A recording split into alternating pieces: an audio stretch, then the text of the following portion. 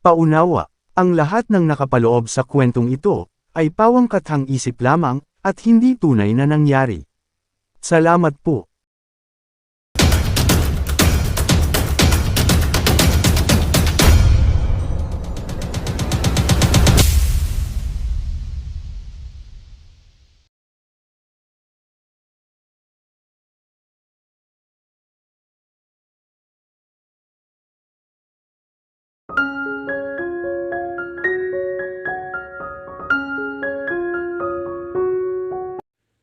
Isang bagong umaga, ang hatid ng maaliwalas na langit kay Sophia.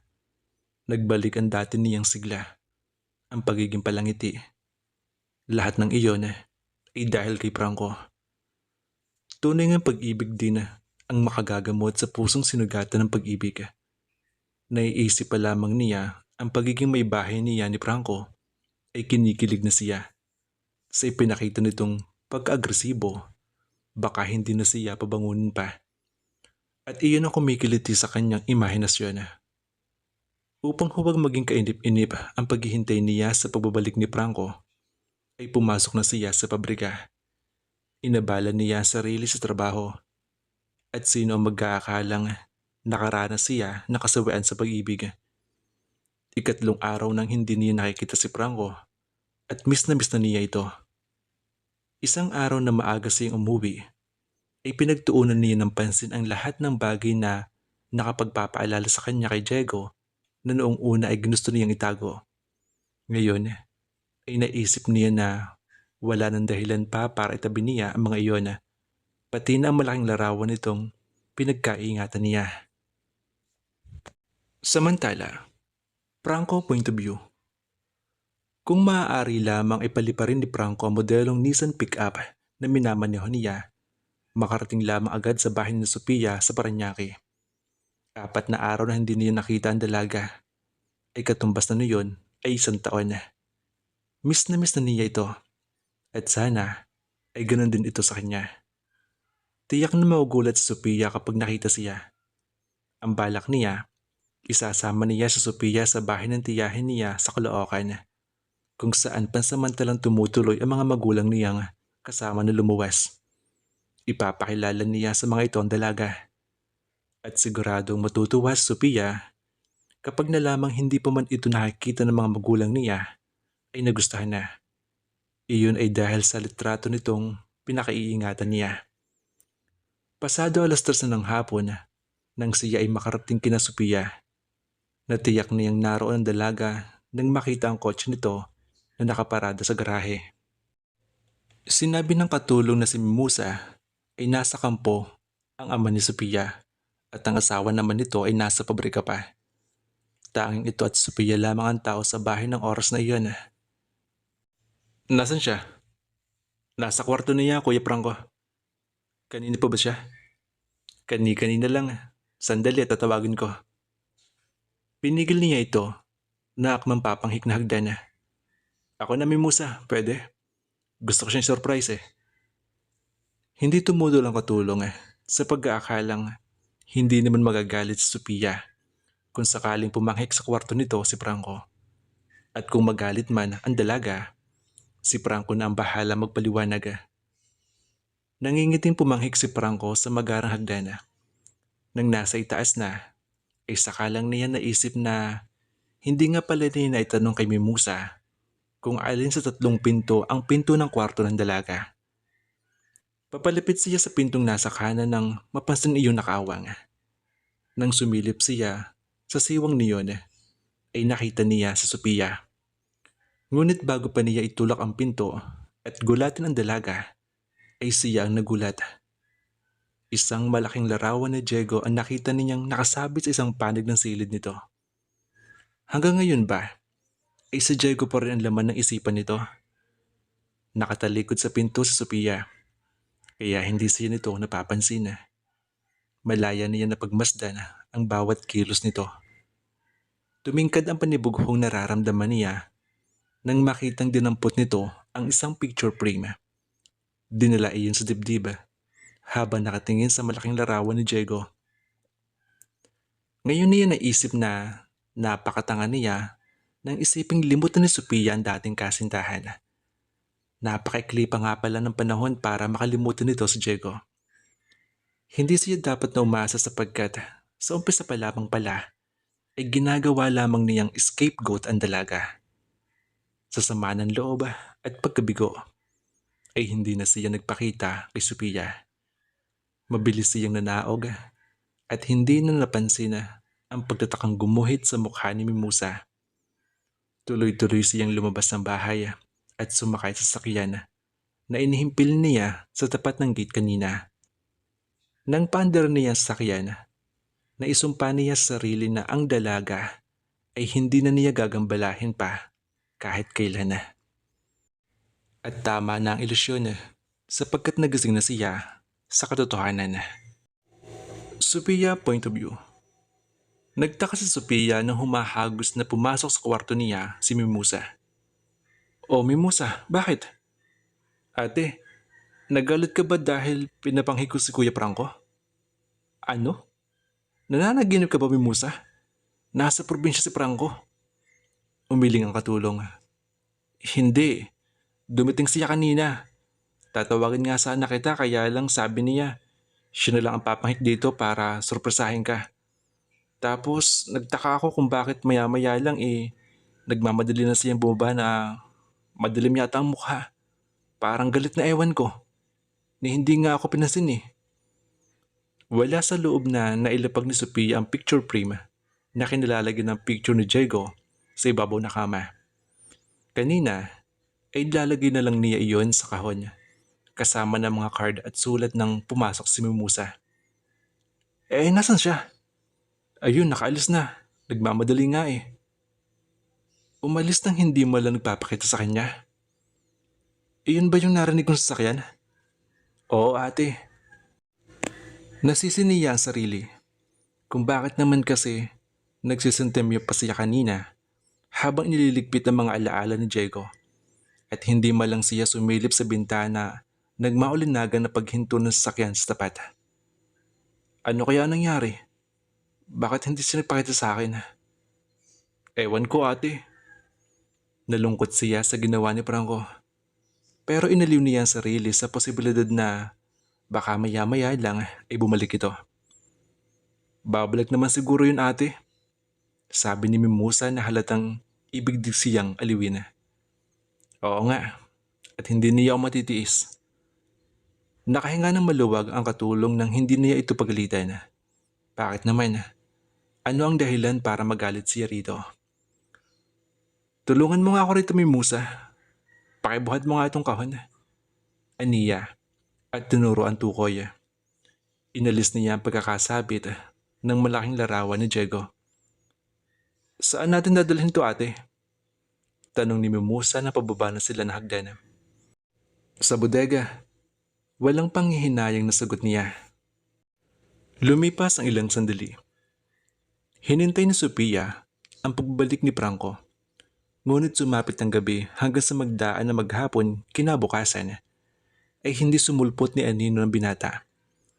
Lumipas ang 2, 3, 4 na araw at malaman na lamang niya na sa kanyang papa nakasama ito sa mga sundalong lumipad patungong Mindanao. Nalungkot siya, lalo pa nang mabatid na maaaring magtagal ito roon. Bakit iha? Hindi ba kayo nagkausap bago siya umalis? Tanong ng mama niya habang kumakain sila ng hapunan. Malungkot siyang napailing. Pinansin naman ng papa niya ang nakikitang kawalanggana niya sa pagkain. Busog pa kasi ako papa. Aniya na nilalaro ang tinidor ng pirasong karne sa plato. Meron ba kayong hindi pinagkaunawaan ni Franco iha? Ang mama niya uli. Wala ho mama. Magandang usapan namin bago siya nagpaalam na uuwi ng probinsya. Nagtataka nga ho ako kung bakit na magbalik siya. Nagmamadali ring umalis na hindi malang nagpakita sa akin. Sabi ko na sa'yo diba? Pinaalalahanan na kita nung una pa. Pa, nakakatiyak ako sa damdamin ko para kay Franco. At ganun ka rin ba sa kanya, iha? May laman ang tanong na iyon ng papa niya. Sinabi niyang mahal niya ako eh. Sinabi rin niya yan sa akin. Mahal ka raw niya at nakahandang pakasalan. Pero ano nangyari? Napatungo siya at nakaramdam ng pait. Baka nagbagong isip niya. O baka ang totoo may naghihintay sa kanya roon sa Romblon. Hindi ko alam. Baka bumalik lang siya para sabihin nabigla lang siya sa mga nasabi niya sa akin. Kaya lang nahihiya siyang harapin ako. Iha, don't jump into conclusion. Baka may nakalimutan yung tao kaya nagmamadaling umalis. Sabi ng mama niya na hindi naman kinakampihan si Franco. Ayaw lang nitong dagdagan ang pinoproblema niya, ang kanyang isipin. Pero hindi naman po excuse yun. Andito na siya na hindi pa nagpakita. Binalingan ni Divina ang asawa. O Ling, nakatitiyak ba tayong walang pamilya si Franco? Nakita ko ang record niya at single ang nakalagay sa civil status niya. But sometimes, hindi yun sapat na batayan para tayo makasiguro. Ayaw nang marig pa ni Sophia ang sasabihin ng papa at mama niya. Kaya tumayo na siya at nagpaalam na pupunta na ng kwarto. Bakit hindi mo pa sabihin sa anak mo ang totoo, Conrad? Sabi ni Divina nang matiyak na hindi na sila naririnig ng dalaga. Ayokong makialam sa usaping pampuso ng anak natin, Divina. Nahihirapan ako sa nakikita kong paghihirap na kalooban niya. Maghintay na lang tayo, okay? Kung magkatotoo man sa kanila ni Franco, ang kasabihang out of sight, out of mind, then they are not really meant for each other. Hindi po ba napapansin? Lagi siyang walang gana kumain, laging walang kibo. Baka magkasakit siya. Nagbuntong hininga si Conrado. Hindi mo ba naisip na baka tama ang anak natin? Na baka may binalikan sa probinsya si Franco na iyon. Kaya nakabalik at nakaalis sa patungong Mindanao na hindi mo lang siya kinakausap. Sa naging pag-uusap namin ni Franco, malaki ang paniniwala kung mahal niya ang ating anak. Gusto lang niyang bigyan ng sapat na panahon para makapag-isip si Sophia. Alalahanin mo, she's mending a broken heart na makilala si Franco. Baka later on, ay ma-realize na niyang hindi naman pala niya ito mahal. At naging instrumento lang para makalimutan niya si Diego. Ay, Conrado, hindi ko na alam kung tamang ginagawa niyo sa anak ko. Ano ni Divina, natukoy pati si Franco. Hayaan na lang natin ang panahon na magsabi. Kung sila nga talaga ni Franco ang para sa isa't isa, ayoko lang mangyari na lokohin si Sophia ang sarili niya. Isang umaga, ay laman ng mga pahayagan ang kaguluhan nangyayari sa Mindanao, partikular sa Zamboanga. Nagkaroon ng sunod-sunod na engkwentro sa pagitan ng pwersa ng pamahalaan at grupo ng mga Muslim na ipinaglalaban at pininiwala ang prinsipyo. Kabado siya habang binabasa ang ulat at nakahinga lamang siya ng maluwag-luwag. Nang hindi mabasa sa listahan ng mga casualties ang pangalan ni Franco. Subalit hindi pa rin mapanatag ang kanyang kalooban sapagkat alam niyang nasa delikadong sitwasyon ang binata. Natatakot siyang mangyari kay Franco ang nangyari kay Diego. Ayaw niyang sa pagbalik nito ay isa ng malamig na bangkay. Hanggang sa mga balita sa telebisyon ay nakaantabay siya sa kaganapan sa Zamboanga. Nagbabaka sakaling makita ang mukha ni Franco sa mga sundalong nakakapture ng kamera. Ngunit kadalasan ay bigo siya, pinapatay ang telebisyon. Wala siyang magawa kundi ang ipagdasal na lamang ang kaligtasan nito. Ano man ang dahilan ng pagbabago mo, Franco, pipilitin kong unawain ka, gaya ng pangunawa ko noon kay Diego. Kaya lang, bakit sa'yo ay parang kahirap tanggapin ang katotohanan? Bulong niya sa isip. Kinabukasan, dumating mula sa kampo ang papa ni Sophia. Magbihis ka, Iha, may pupuntahan tayo, ang sabi sa kanya. Anong okasyon, papa? Saka ako nasasabihin sa iyo, magbihis ka na dun. Pumanghik siya sa kanyang silid at nagbihis. Pagbaba niya, ay nakasuot siya ng Mabukad na paldang lampas tuhod na pang itaas sa Sabrina ang tabas ng balikat at sapatos na 2 pulgado ang takong. Ang buhok niya ay hinayaang nakalugay at nagpahid lang na manipis na makeup. Okay na ba to pa? Tanong niya sa amang naghihintay sa may puno ng hagdan. You look wonderful, Iha. So, halika na. Tumango siya at magkasabay na silang lumabas ng bahay. Direksyon ng Quezon City ang tinutungo ng kotse niyang minamaneho ng bagong driver nila. Paglagpas nila ng Cubao, ay muli niya ritong itinanong kung saan sila pupunta. Dadalaw tayo sa isang kaibigan. Ang casual na sagot nito. Naging palaisipan iyon sa kanya. Lalo pa nang hindi nagtagal ay limiko ang sinasakyan nila sa kalsadang patungong ospital. Kung bakit pinanlamigan siya nang pumarada sa harapan ng ospital ang kanilang kotse. Napansin ng papa niya nang siya ay matigilan. Pa, sino ba talaga ang pupuntahan natin dito? Si Franco. Hindi na nagkaila pa ang papa niya. Magkahalong saya at takot ang nararamdaman niya nang malaman ang totoo. Pa, maya-maya ay naisip niya kung ano ang kalagayan nito sa darat na niya. Tila nahulaan niyo ng papa niya. Ginagap nito ang kamay niya at pinisila. He's fine, Iha. May tama siya sa kanang dibdib pero ligtas na siya. Ho? Kailan pa ho siya narito? 3 araw pa lang. 3 araw. At kung kritikal ang kondisyon nito, ay malamang na hindi na niya inabutan. Alam ho ba niya na darating tayo? Parang nabubulol na tanong niya sa kanyang papa. Hindi. Ayaw nga niya makita mo siya sa kalagayan niya ngayon. Bakit naman ho, papa? Parang ibig niya magdamdam sa pagkakaalam na ayaw pala nitong makita siya. Ewan ko, Iha. Pero may palagay akong dahil ayaw niyang mag-alala ka. Niyaya na siyang bumaba sa kotse ng papa niya. Ipinagbukas siya ng pinto ng sundalong kasama nila. Kumapit siya sa bisig ng ama nang pumasok sila sa ospital. Kailan niyo nalaman na narito siya, papa? Tanong niya habang dinadala siya nito sa kinaroroonan ni Franco. Nang idating siya at ang iba pa, pagkatapos kong malaman na nangyari sa kanya, pinuntahan ko siya rito agad. Pa? Oh, bakit concerned ka sa kanya? Nagkibit muna ito ng balikat. Let's say na dahil sa'yo, maya-maya isabi nito. Salamat pa ha.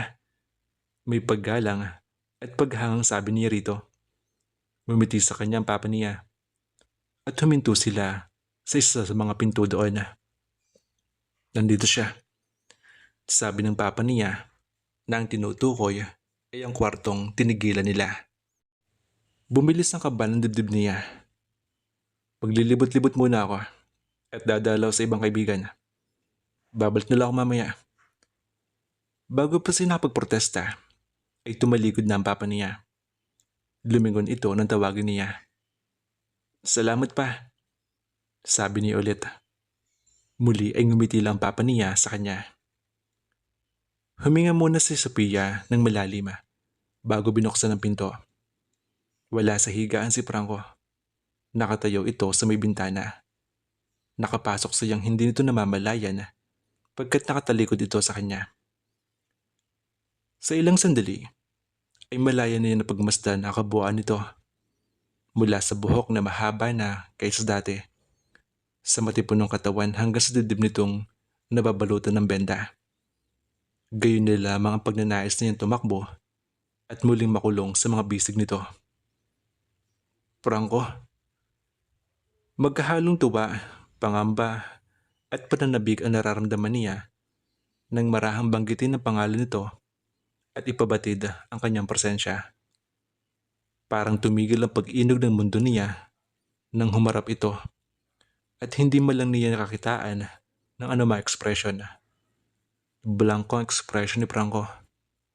Parang bakal sa lamig ang tingin na itinuon sa kanya. Anong ginagawa mo rito? Higit na malamig ang boses na narinig Sophia. Hindi ka ba natutuwang makita ako? Tanong niyang bahagyang gumaralgal ang boses. Parang ibig ng paghilaman ng luha ang mga mata niya. Nagbalik ito sa higaan at sumandal sa unan. Nasaktan siya nang hindi nito sagutin ang tanong niya. Ang tila pambabaliwala nito sa presensyang niya na naroon. Tumikim siya upang kunin muli ang atensyon nito. Sabihin mo lang dapat mong sabihin, Sophia. And make it fast. Dahil gusto ko pong pahinga. Napalunok siya upang pigilin ang pagtulo ng luha sa mga mata niya. Gusto niya magtanong kung bakit nagbago na ito. Kung bakit wala na ang init sa mga mata nito tuwing tititigan siya. Tatayo ko na lang ba riyan at tititigan ako? Naiiritang tanong ni Franco. Nang makaraan ng mahabang-habang sandali, ay hindi niya makuha magsalita. I like your hair. Sa kalituhan, ay nasabi niya iyon. Totoo iyon. Pero hindi siya nagpunta roon para lang purihin ang kaanyuan ni Franco. Suddenly, she felt so stupid. Sa sinabi niya, ay lalo lamang nagdilima ang mukha ni Franco. Huwag mo na akong lokohin, Sophia, at pati ang sarili mo idadamay mo. Paano magugustuhan mong buhok ko ngayong hindi na military ka ng tulad na kay Diego? Hindi kita kinukumpara kay Diego. Kailan ba? Patuyang tanong nito. Nasaktan siya sa binibintang sa kanya ni Franco. Kung hindi lang nito paniniwalaan ang mga sasabihin niya, ano pa ang saysay na kanilang pag-uusap? Kaya bagkus sa sumugot, ay tumalikod na siya at tinungo ang pinto. Akbang bubuksan niya iyon nang marinig niyang tinawag nito ang kanyang pangalan. Huminto siya pero nanatiling nakatalikod sapagkat ayaw niya makita nitong umiiyak na siya. Huwag mo nang patagalin pa ang paghihirap ng kalooban mo, Sophia. Sabihin mo na ang gusto mong sabihin. At pagkatapos niyon, at tatanggapin ko ang katotohanan. Hindi ko maiintindihan kung ano ibig mong sabihin, Franco. Hindi naikala ng boses niyang nanginginig na ang kanyang pagluha. Come on, Sophia. Huwag na tayo maglokohan. Sabihin mo nang ginawa mo lang talaga akong scapegoat para madali mo makalimutan si Diego. Oh, makakalimutan mo nga ba? Hindi siguro, no? O mas tamang sigurong sabihin ko na ginamit mo ako para magkaroon ng katotohanan ng mga pantasya mo sa kanya. Kung mapait ang mga binitawang salita ni Franco, masakit naman iyon sa kanya. Parang mga patalim na bumaon sa puso niya. Hindi kita ginamit, Franco. Halos pabulong na sabi niya. Naulinagan iyon ng binata. Ginamit mo ako, Sophia, at nagpagamit ako sa'yo. Minahal kita. O past tense na pala ako kung ganun. Nanguuyam pa rin ng mga salita nito. Mahal kita. Alright, hinarap na niya ito. Ano kung makita nitong umiiyak siya? Ano kung pagtawanan siya nito dahil iniiyakan niya ang pagkawala ng pag-ibig na pangako nito sa kanya? Ngunit hindi pang uuyam ang nakita niyang nakarehistro sa mukha ni Franco. Kundi sakit. Ibinali nito ang mukha mula sa pagkakatitig sa kanya para may gustong ikubli. Look at me, Franco. Mahal kita. At mali ka sa pag-iisip na ginamit kitang panakibutas para magkatotoo ang mga pantasya ko kay Diego. Gusto kitang paniwalaan, Sophia. Pero nakita kung paano mo siya sambahin. Na pati larawan niya sinasamba mo. Pati larawan niya niyayakap mo pa. Unti-unti ay lumilinaw sa isip niya ang sinasabi ni Franco. Nang araw na magtungo ito sa kanila, pagkagaling sa probinsya, nang araw na sabihin ni Mimosa na pumanghi ito sa silid niya para siya sorpresahin, ngunit hindi nagtagal ay nagmamadali itong nanaog. Umalis nang hindi malang nagpapaalam sa kanya. Iyon din ang araw na nagpasya siyang itapon na tanggalin sa silid niya ang mga alaala ni Diego, pati na ang malaking larawan nito na nakasabit sa sampanig ng silid niya. Parang ko hindi mo naiintindihan eh. Anong hindi ko naiintindihan? Hindi ako tanga. Nayanig siya sa pagtaas ito ng boses. At the same time, nag-aalala siya sa pangiwi ng mga labi nito. At pagtutok sa dibdib na may benda. Franco! Napalapit siya at nakanghawakan nito. Nasaktan lang siya ang damdamin niya nang pumiksi ito. Just leave. Kung hindi mo masabi ang dapat mong sabihin, umalis ka na. Anito, sa muli ay mabagang tinig. Pinakaramdaman niya ito, ang katotohanan ng sinabi nito. Ngunit hindi niya maramdaman na nais siya nitong umalis. Bagkus ang nararamdaman niya ay ang longing nito na mananatili siya. Do you really want me to leave, Franco? Tanong niya. Tumango na lamang ito at hindi siya tinitingnan na. No, you don't want me to leave you. Naggahamon siya. Talaga? Natigilan siya sa tono ni Franco. Paano kung hindi na nga siya kailangan ng binata? Paano kung ang longing na inaakala niyang nararamdaman nito ay siya pala ang nakakaramdam? You said you love me, remember? Pinukol siya nito nang walang kasinlambig na sulyap. Hindi na ba maaari magbagong isip ko? Hindi siya nakapagsalita. Iyon na. Sinasabi na nga ba niyang binabaliktad lang siya nito? Si Franco ang may nais na maputol na relasyong namamagitan pa lamang sa kanila sa loob ng maikling panahon. Ito ang nagbago. Ito ang may problema. At hindi siya. Masakit ang katotohanan pero dapat lang naharapin niya. Sa ikalawang pagkakataon, niloko siya. So, I guess this is goodbye. Pinahid niya ang luha sa pisngi niya at pinatatag ang sarili. At least, leave yourself some dignity, Sophia. Sa isip ay sinabi niya.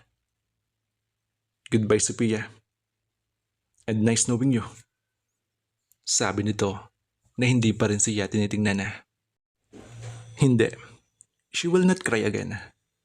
Pero ano at nag-uuna na naman ang pamalibis-bis ng luha sa pisngi niya. Oh well.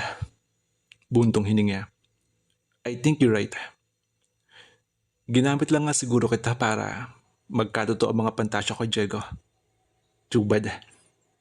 I like your kiss better. Will you? At least, allow me to kiss you for the last time. Nakita na niya nagtiim ng bagang si Franco. Hindi na niya hinintay ang pagsang-ayon nito. Naupo siya sa gilid ng hospital bed. Nanginginig ang kamay niya nang haplusin ang pisngi nito. Walang patid ang pagdaloy ng luha mula sa mga mata niya. Franco, hindi nagbago ang reaksyon nito. Inilapit niya ang mukha sa mukha nito at pumikit siya bago ito hinalikan sa mga labi. Matagal iyon, ngunit hindi mariin. Hinihintay ba niyang tugunin nito ang kanyang halik? Ngunit hindi malang ito tuminag. Yumuyugyug ang balikat niya sa pagpipigil na mapahugulgol nang ilayo ang mga labi niya kay Franco. Liar! Naibulalas ng nanginginig niya mga labi. Bago pa niya maawat ng sarili, ay muli niyang nailapat ang mukha niya sa mukha nito at hinalikan niya ito sa gilid ng bibig gaya ng ginawa nito sa kanya noon. Liar! Ulit niya na imbis na galit ay hinanakit at pagmamahal ang damdaming kasamang naibulalas niya. Hindi kita niloko, Sophia. No, you did. Aminin mo na rin dahil ito na ang huli natin pagkikita. Minahal kita, Sophia. Oh, past tense na rin pala ako sa'yo. Nagkatatigan sila. Kapwa sumandaling naumid ang mga dila. I will explain everything to your father. Sabi ni Franco na mapasya na siyang tumayo. No, don't bother yourself about my father, Franco. He will treat you just the same. Humakbang siya palabas ng pinto. Sophia, was it now? Tanong niyang muling humarap. Inabot ni Franco ang pitaka na nakapatong sa mesetang nasa gilid ng ospital bed.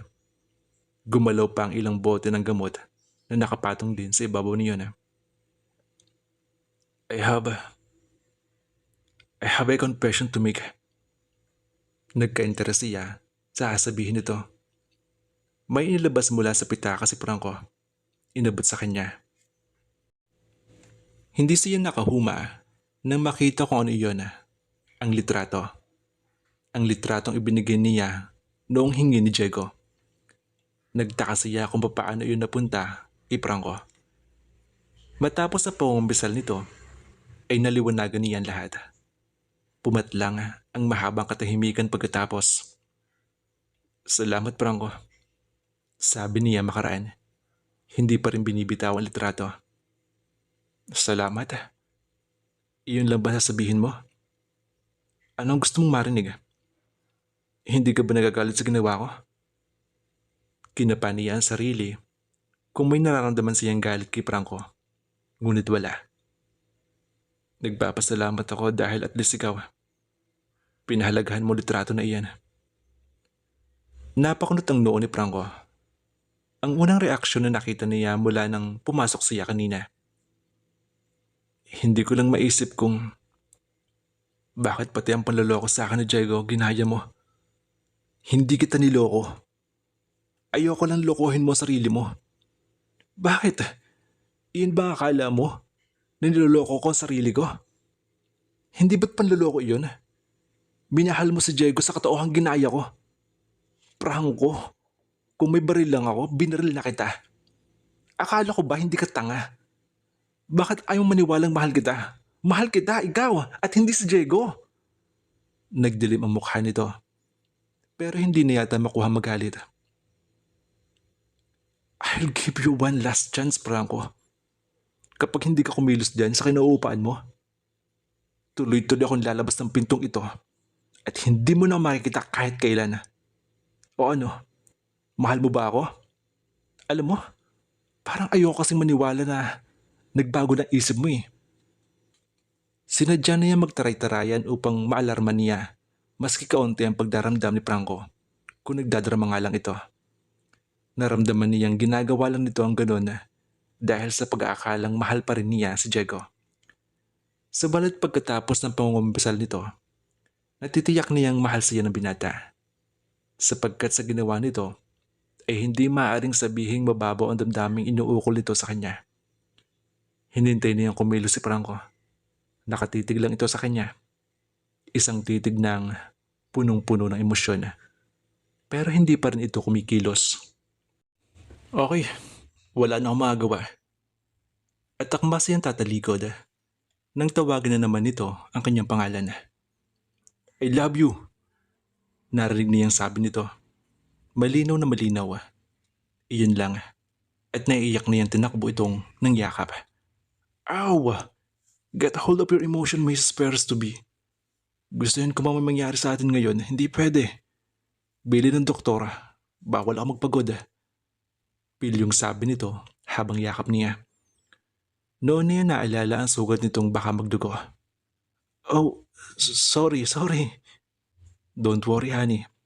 Kapag magaling na ako. Natawa siya sa kalokohang nasa sa isip nito. Kahit magaling ka na, hindi pa rin pwede ang pagmamagaling mo. Kailangan pakasalan mo muna ako, aba. I will, Sophia. I will. But you can at least kiss me. Oh yes, the way you want it. Passionately. And so Franco kissed her passionately. Napagkaraan ng ilang minuto, ay hindi pa sana matatapos kung hindi pa bumukas ang pinto at pumasok ang isang matandang babae at isang matandang lalaki. Naku, hindi namin alam, Franco. Natatawang sabi ng babae. Namumula ang pisnging kumalas kay Franco sa Sophia. Ngunit hinila nito ang braso niya at hinawakan siya sa mga palad. Itay, inay, si Sophia po. Ang sinasabi ko magiging manugang ninyo. Buong pagmamalaki siyang ipinakilala ni Franco sa mga magulang nito. Maganda pala lalong sa personal. Kamusta ka anak? Tinugon niya ang magilo na ipinakitang pagtanggap sa kanya ng ina ni Franco. Mabuti po. Ang akala ko hindi ka na namin magiging manugang noong araw na sabi nitong batang ito susuindin ka at ipapakilala sa amin na nang makabalik hindi maipinta ang mukha. Tapos na yun Day. Nagkatampuhan lang po kami nitong mahal ko. Pero ngayon po ayos na. Tuloy na ba ang kasalan? Sa wara ay tuwang-tuwa pa sa ideya ang ina nito. Kahit tutukan ko sa iyo ng baril, pumayag lang na yan. Nagkatawa ng tatlo. Si Franco kasi, ibinitin pa ang sasabihin na. Pagaling ka muna. Buong pagmamahal na nagdama kanilang mga mata. Tumango si Franco at sa harap ng mga magulang nito, hindi nahiyang hagkan siyang muli. Nagpaubayan na lamang siya at tinugon ng buong tamis ang maalab na halik nito. Siguro ay siya ang pinakamaligayang tao ng mga sandaling iyon na ang kasigurahang mahal siya ni Franco. Matutuloy ang kasal nila sa tamang panahon at ipapakilala siya nito sa mga magulang ay tatlo lamang sa mga dahilan kung bakit nakahanda siyang mahalin at paglingkuran si Franco habang siya ay may buhay.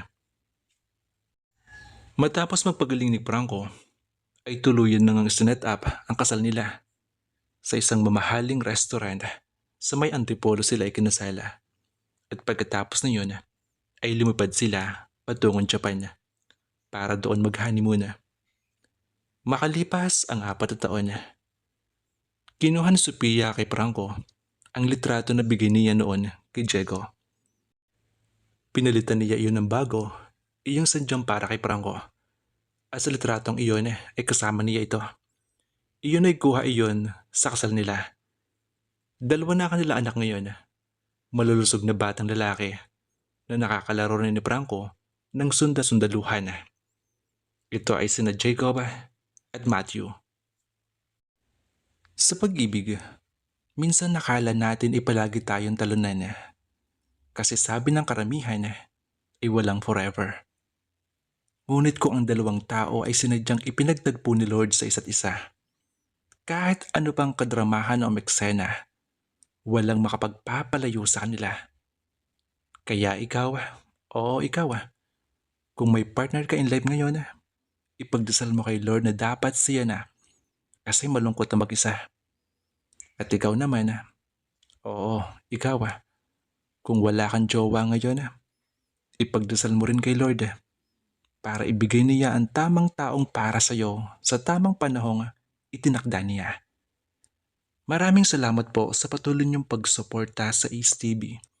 At sana suportahan niyo po muli ang mga kwentong aming ibabahagi sa inyo.